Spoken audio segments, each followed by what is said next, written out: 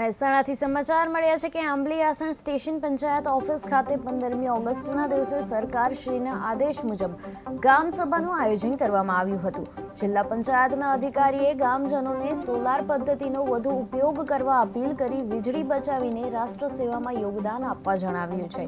આરોગ્ય વિભાગના કર્મચારી રામજીભાઈ દેસાઈએ 70 વર્ષથી વધુ ઉંમરના વડીલોને આધાર કાર્ડના આધારે સરકારશ્રીની પીએમ કાર્ડ સ્કીમ હેઠળ ફ્રી દવાઓની સેવા લેવાની સલાહ આપી છે। ગામ સભામાં ટ્રાફિક સમસ્યા અને સફાઈ મુદ્દે ચર્ચા થઈ છે, જેમાં કચરો રોડ પર ફેંકનારાને દંડ કરવાની જાહેરાત કરવામાં આવી છે। સરપંચ ગીતાબેન પ્રજાપતિએ જણાવ્યું છે કે ટૂંક સમયમાં 122 નંબરની પોલીસ વાનથી ટ્રાફિક સમસ્યા દૂર કરવામાં આવશે, તેમજ બજારમાં ફૂટપાથ ખુલ્લા કરાશે। બેઠકમાં ગામના આગેવાનો અને પંચાયતના સભ્યો મોટી સંખ્યામાં હાજર રહ્યા હતા।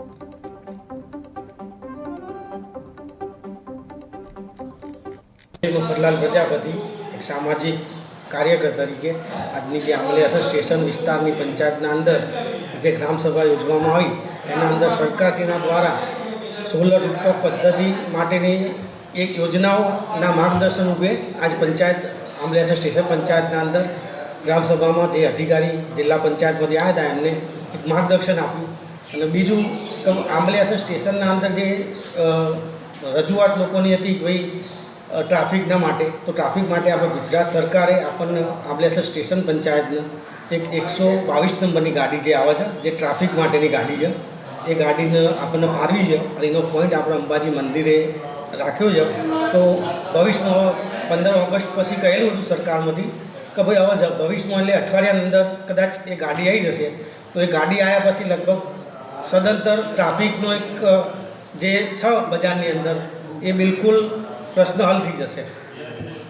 કુમાર મહેન્દ્રભાઈ પરમાર, તલાટી કમ મંત્રી આંબલી આસણ સ્ટેશન। આજ રોજ તારીખ 15મી ઓગસ્ટ સરકારશ્રીના પરિપત્ર મુજબ સૌર ઉર્જા વિશે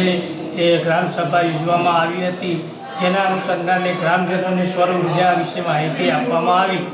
તેમજ અધ્યક્ષ સ્થાનેથી ગ્રામ લોકોની રજૂઆત અન્વયે સ્ટેશન બજારમાં થતા કચરાના નિકાલ માટેની ચર્ચા કરવામાં આવી તથા વેપારીઓને ડસ્ટબિનો આપી કચરો ડસ્ટબિનમાં નાખવા માટેની ચર્ચા કરવામાં આવી તથા સ્ટેશન બજારની અંદર જે ટ્રાફિક સમસ્યાના નિવારણ માટે લાગણા પોલીસ સ્ટેશનમાં એક અરજી આપી કાયમી ધોરણે ટ્રાફિક